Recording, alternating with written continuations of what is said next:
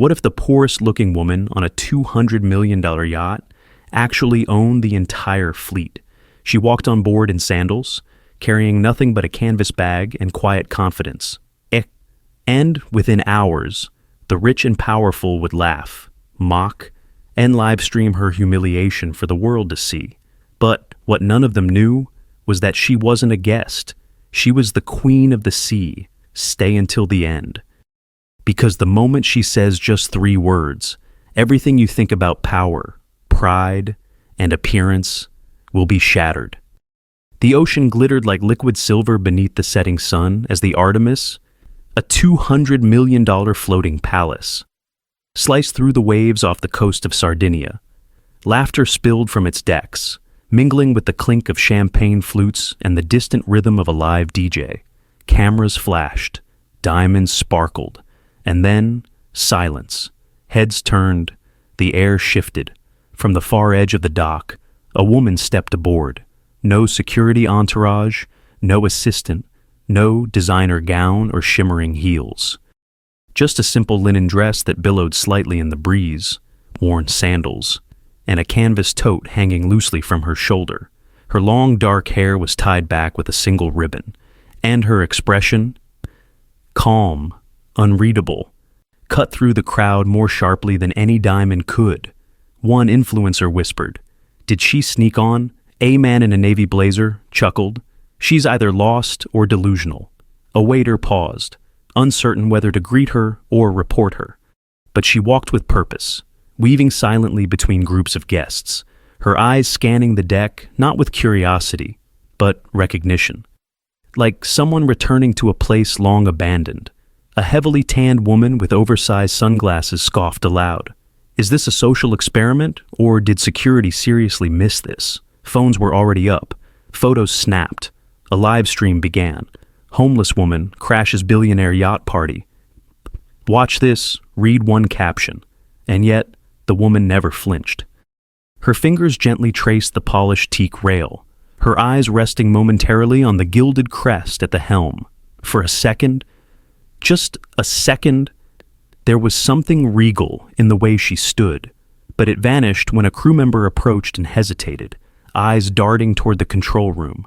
"Ma'am, are you with someone?" She smiled faintly. "No, I came alone." A beat. The deck buzzed louder behind her. Someone laughed. "She probably thinks this is a dinner cruise." Another voice. "This is gonna go viral." The woman glanced toward the sky, the wind catching her ribbon as if it, too, was defying gravity. And then, without a word more, she walked forward, stepping deeper into enemy territory, while the cameras followed, and the mockery sharpened its teeth. She hadn't spoken more than a sentence, but already the crowd had decided. She was an intruder, a joke, a blemish on their glittering playground.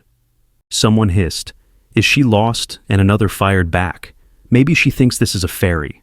The comments spread like wildfire. Phones lifted, angles adjusted. One influencer whispered gleefully, "Go live. This is gold." And within seconds, her every move was being broadcast to thousands. Then tens of thousands. The caption read, "Homeless lady invades luxury yacht. Watch her get dragged off." Laughter erupted. A man in a designer suit raised his champagne to social Darwinism. He shouted, and the clink of crystal glasses followed like gunshots. She paused at the bar, not to order, just to observe. But the bartender pretended not to see her. A woman in a velvet dress shoved past and muttered, "Smells like poverty." Another loudly asked, "Do they not screen people anymore? I paid to not be near." This, a crew member stepped toward her. "Ma'am, this area is for guests only." "I am a guest," she replied. He stared, scoffed, walked away. More eyes turned. More laughter. She brought a canvas bag on board. Someone shrieked, "God, is she here to sell fruit?" Every insult hit harder, meaner, faster. A drunk tech bro held up a shrimp to her face. "Here, have your first taste of wealth." She didn't flinch, didn't even blink. He tossed it to the floor and laughed as it bounced off her foot. "Oops," another voice chimed in, louder this time. Security should really do their job. This is getting embarrassing. The DJ changed the track, now blasting a mocking remix of She Works Hard for the Money. A group danced in a circle around her, pointing, mimicking her walk, her clothes, her silence. She stood still, like a stone in a hurricane. The yacht's host finally stepped forward, a fake smile plastered across his face. "Hello there. Ma'am, I believe you're lost. This is a private party." She looked him dead in the eye. "I'm not lost." He raised his eyebrows, amused. "Then maybe you're confused. You see, this isn't a sightseeing cruise, it's for the elite. I'm aware. Then let's not make this more awkward than it already is." He smirked. Guards, two men began moving toward her, slow but firm. Guests started filming again, gleefully whispering, "This is the best part." One woman turned the camera on herself and said, "She's about to cry." I guarantee it. But the woman didn't cry. She stood, perfectly still, as if waiting for something, as if daring the storm to come. The music dropped to a low thrum, the kind that makes your skin itch with anticipation, as the guards reached her side. They didn't grab her, yet, but their presence sent a message sharper than words she didn't belong, and she was about to be erased. The host raised his voice just enough to draw everyone's attention. "Ladies and gentlemen," he announced with a theatrical sweep of his arm, "we pride ourselves on exclusivity, on elegance, and tonight, it seems we've attracted an exception." Laughter exploded. Someone actually clapped. "Make it quick," a woman in diamonds muttered. "She's killing the mood." The guards stepped in. One reached for her arm. She pulled back, not violently, just enough to stop him. And for a second, the whole deck held its breath. "Don't," she said, voice low but steady. "Oh," the host grinned. "She talks. How charming." A guest shouted from the crowd, "You'll talk more once you're in handcuffs." Another yelled, "Throw her overboard." That bag probably has fleas. Phones were everywhere.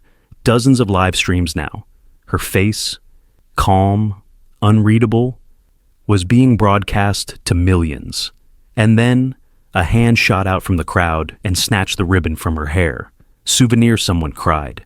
Her hair fell loose across her shoulders, and the mob howled. "There she is. Let's see if she screams." One of the guards grabbed her bag and yanked it open. "OI sunscreen," a journal, and a neatly folded photograph fluttered out. The photo landed face up at a woman's heels.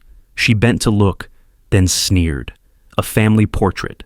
What is this? A cruise for orphans?" The crowd roared.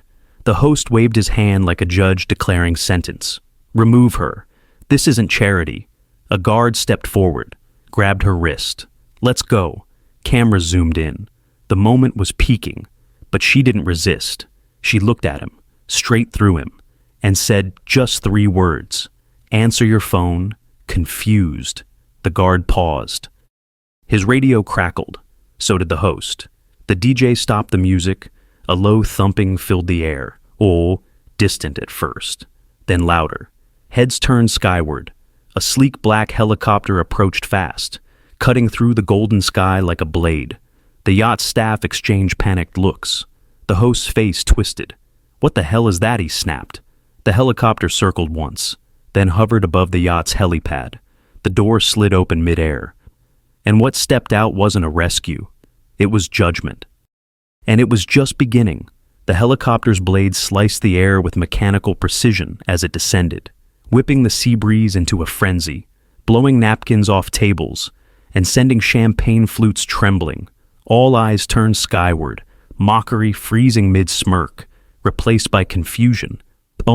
Then fear. The sleek black aircraft touched down on the helipad with the grace of something that didn't ask permission. The yacht's host tried to speak, but no words came. The door opened. Out stepped a man in a charcoal gray suit. No smile, no hesitation. He moved with the posture of someone used to delivering orders that end careers. His gaze scanned the crowd like a scanner locking on a target. In his hand, a sleek black folder. The guards holding the woman took a half step back. Something shifted in the atmosphere. The man approached the host, handed him the folder, and said one word, read, reluctantly. The host flipped it open. First page, a notarized ownership document. Second page, a registry of assets. Third page, a letter bearing the golden seal of Navarro Maritime Holdings. This must be a mistake, the host stammered, his fingers trembling now. It says, she owns the Artemis, the man finished for him, loud enough for everyone to hear. And not just this yacht, she owns the fleet, all 7. Gasps spread across the deck like a thunderclap. The influencers lowered their phones. The servers froze mid-step. Even the DJ forgot to restart the music. Her full name, the man continued, turning toward the woman, is Elena Navarro, chairwoman and sole heir of Navarro Maritime Holdings. This entire fleet, every yacht in this bay, answers to her. Dead silence. The same woman who was nearly shoved off the deck, who was mocked for her sandals and her ribbon, now stood with the sea and sky bowing around her. The host stammered again. But that can't be. She doesn't look. Like what the man snapped. Like someone richer than you, more powerful. That's your mistake. The guests looked at Elena as if seeing her for the first time. But she hadn't moved. She stood exactly where they had tried to humiliate her. Eyes calm, back straight, unshaken. One of the guards who had grabbed her stepped back and lowered his gaze. The influencer who had live-streamed her reached out to delete the video, but it was too late. It had already gone viral. Millions were watching now, and every second of cruelty was recorded, preserved, and played back in real time. The woman who had once been invisible was now the most visible person on the planet, and justice hadn't even started yet. The silence was unbearable. No music, no laughter, just the sound of the waves lapping gently against the hull, mocking the crowd with their rhythm, as if even the ocean knew who truly ruled these waters. The host stared at the documents, his hands shaking, sweat beading along his temples. He forced a laugh, brittle and hollow. Elena, Miss Navarro. This is just a misunderstanding, a silly mistake. I had no idea. But the man in the gray suit wasn't finished. He pulled a second envelope from his coat, handed it to the host with clinical finality. This is your lease termination notice. The host blinked. My what? Your charter agreement for the Artemis, the man said. Terminated. Effective immediately. Murmurs rippled. Guests gasped. Wait, someone said, you don't own this yacht. You were renting another, scoffed. You acted like you built it. The host tried to laugh again but choked on his own breath. I've hosted events here for years. My company. Your company is 5 months behind on payments, the man interrupted. And by the terms of your contract, Miss Navarro reserves the right to reclaim the vessel at any time without notice. That time is now. Elena finally stepped forward, not with anger, but with a slow, deliberate grace that made people instinctively part for her. She walked past the host without a glance. Escort Mr. Talbot off the vessel. The man instructed the guards, the same guards who had tried to remove her. They didn't hesitate. They turned, expressionless, and faced the former host. You're making a mistake, he stammered, backing away. I've entertained royalty here. This yacht needs me. But they were already guiding him to the gangway. Guests turned their backs. Phones came back out. Spo, and this time, not to mock Elena, but to document his fall. Wait, he cried, his voice cracking. Elena, please. We can talk. She turned then, just slightly, eyes like steel meeting his. You spoke loudly when you thought I was nothing. Now I prefer silence. That one line detonated across social media like wildfire. In seconds, hashtags exploded, clips looped. Public opinion swung like a hammer, and the man who mocked her was now being dragged from a yacht he never truly owned, while the woman he tried to erase stood untouched, untouchable, and still not done. The moment Talbot's shoes touched the dock, the transformation on the yacht was immediate and merciless. The guards turned, now fully under Elena's command. Her eyes swept the crowd.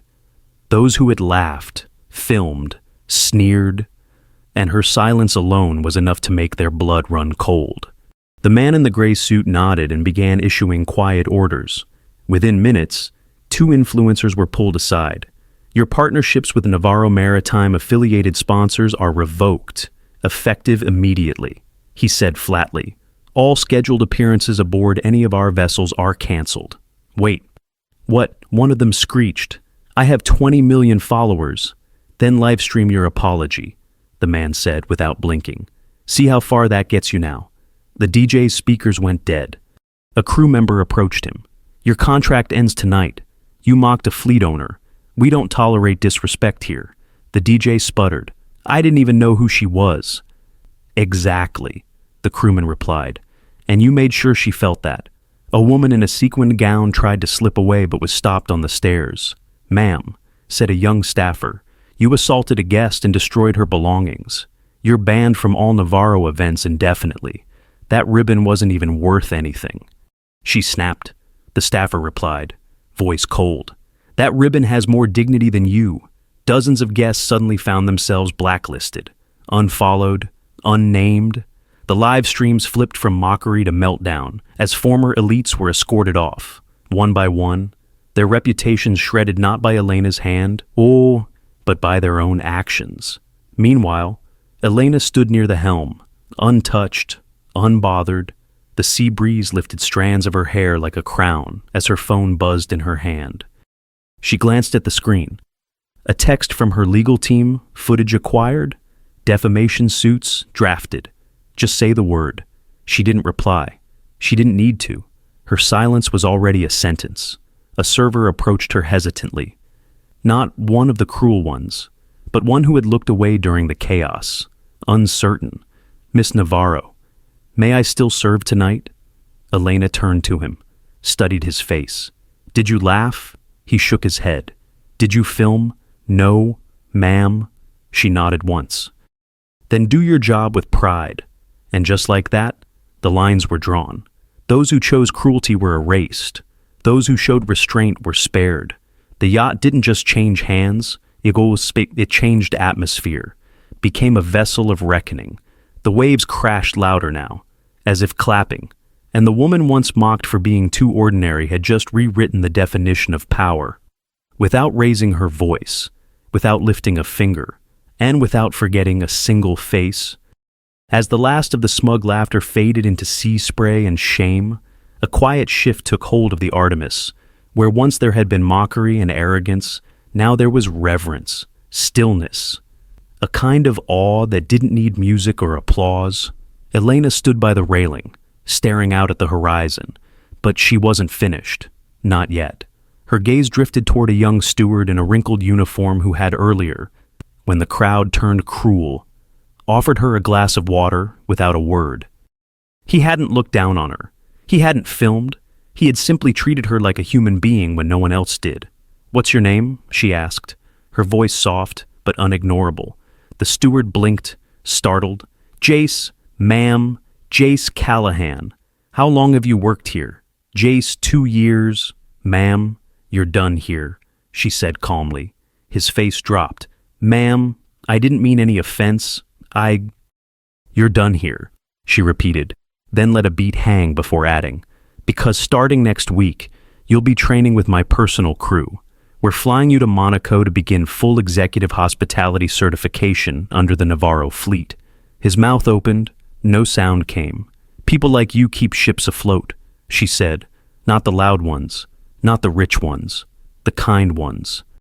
Across the deck, a female waitress who had subtly stepped in earlier to block a drunk guest from mocking Elena now found herself summoned. Elena handed her a card. This is a scholarship to any maritime business school you choose. I don't offer it lightly. I saw what you did. I don't forget what people do when no one's looking. The girl gasped, tears welling instantly, hands trembling as she accepted the card like it were made of gold. Words spread quickly, acts of quiet kindness. Once invisible, were now currency, and they were finally being cashed in. Crew members who had shown restraint were promoted on the spot. The security guard who had hesitated before grabbing Elena was offered a role on the private yacht Celestia, the crown jewel of her fleet. Every reward was precise, intentional, and earned. The whispers began again. But now they were reverent. She remembered everyone. She noticed the smallest things. She doesn't just see money. She sees people. Elena walked the deck slowly, pausing only to give a nod, a word, a decision that would change someone's life. And unlike those who had tried to humiliate her for how little she seemed to have, Elena was proving just how much power there is in remembering who was decent when it didn't benefit them. Justice had been served, but now dignity was being restored, one kind soul at a time. As twilight wrapped the horizon in deep gold, and the last of the cruel were long gone, a hush settled over the Artemis. The guests who remained, fewer now, humbled, quiet, stood clustered on the deck as Elena stepped forward. She didn't take the microphone. She didn't need it. Her voice, though calm, carried like wind over water. I came here today without diamonds, without an entourage, without a name pinned to my chest, she began, and you decided I wasn't worthy. Eyes lowered. No one moved. You laughed. You pointed. You filmed. You called me names without knowing mine. Her gaze moved slowly across the crowd. Oh, not with malice, but with weight. You see, people love power until it arrives dressed in humility. Then they panic. They mistake quiet for weakness, modesty for poverty, and kindness for irrelevance. The deck creaked underfoot, the only sound besides her words. But power doesn't always roar. Sometimes it simply waits, watches, remembers. She turned slightly, glancing at the staff, the sea, and the sky. You wear your wealth on your wrists. I carry mine in silence. You shouted to be seen. I whispered and was heard around the world. A gust of wind caught her dress, the same simple linen that had drawn mockery just hours earlier. Now it looked like it belonged in a painting, soft, strong, eternal. I'm not here to lecture. I'm here to remind, she said, eyes locking with every soul present. That dignity isn't in your watch. It's in your choices. That kindness is never wasted. And that sometimes the most powerful person in the room is the one you tried to shove out the door. Someone in the back wiped away a tear. Another lowered their phone, finally realizing this moment wasn't for capturing. It was for witnessing. Elena drew in a breath, slow and deep, then spoke her final words. From this day on, let this yacht, this moment, not be remembered for who boarded it with status, but for those who walked it with grace. And just like that, she stepped back. No applause, no music, just the quiet sound of people rethinking everything they thought they knew. As the stars began to flicker overhead, casting their quiet glow upon the open sea, the Artemis felt different, lighter, as if the weight of arrogance had been lifted and replaced with something quieter, deeper. Elena stood alone at the bow, hair trailing in the wind, face turned toward the dark horizon that had once seemed hostile but now welcomed her like an old friend. Behind her, the remaining guests lingered, not out of obligation but reverence, moved not by spectacle but by something rare, truth. Near the lower deck, Jace, the steward once ignored by nearly everyone, sat on a bench with his phone in hand, staring at an email he never dreamed he'd receive. It was official, a full training scholarship, a personal letter of recommendation from Elena Navarro, and a first-class ticket to Monaco. His eyes burned, not from the screen, but from disbelief. His hands trembled not with fear, but with hope. Across from him sat Ava, the young waitress who had shielded Elena from mockery before knowing who she was. In her hand, the scholarship card Elena had given her, still untouched, like a sacred token. I think, Ava whispered, I think this night saved my future. Jace nodded slowly. She saw us. When no one else even looked, just then, a soft chime echoed across the deck. It was a message broadcast to all crew and passengers. From Elena, 3 words, dock at dawn. But beneath it was a second message, sent only to the senior staff. Prepare the Celestia for special onboarding. 2 new names to add. At that same moment, in a modest apartment miles away, a young boy, Ava's brother, watched the livestream replay, and saw his sister not as a waitress being mocked, but as a woman standing in the presence of greatness, unshaken. His heart swelled. Maybe people like them did matter. Maybe one act of kindness really could change a life. The world didn't stop that night, but for a few people, it shifted. And for every viewer who had watched, judged, or doubted Elena at the beginning, a seed had been planted. What if I'm misjudging someone right now? What if I'm ignoring the one person who holds the key to everything? Elena didn't just reclaim her dignity. She inspired others to claim their own, and the waves, once roaring with cruelty, now whispered of redemption. The next morning, as the first golden light spilled across the marina and the Artemis glided silently back into port, the world was already different. News outlets raced to cover what had happened.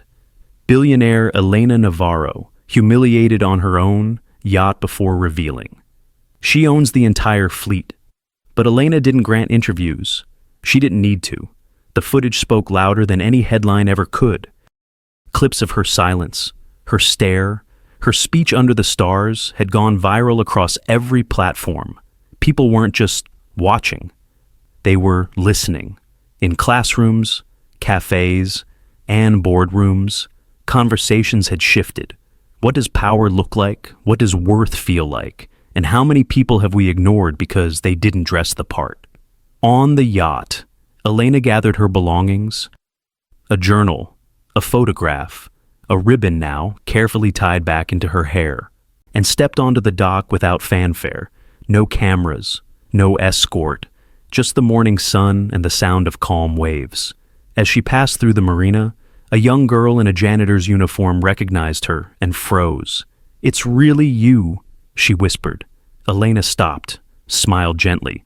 "Yes." The girl's voice shook. "They said you let them throw you out. Why didn't you stop them?" Elena looked at her Zeus, not through her, but into her, and replied, "Because I wanted to see who they really were. And I wanted them to see who I really am." The girl blinked, tears rising. "Will they ever change?" Elena paused, then answered softly, "Some won't, but someone watching, someone like you, already has." Then, without another word, she walked on, simple, graceful, unchanged. And as she disappeared into the sunlit street, the screen faded to black, replaced with one final line: "Power doesn't need to prove itself. It only needs to be still. Never judge someone by what they wear. Judge them by how they stand when no one stands with them." They laughed at her because she was silent. They mocked her because she looked ordinary. And they tried to erase her, not knowing she built everything beneath their feet. But she didn't scream. She didn't fight. She simply waited and then reminded the world that kindness sees what cruelty never will. So, the next time you see someone quietly standing in the background, ask yourself, are they invisible, or are they just waiting for the right moment to change everything? Because sometimes the most powerful people walk in without needing to prove a thing.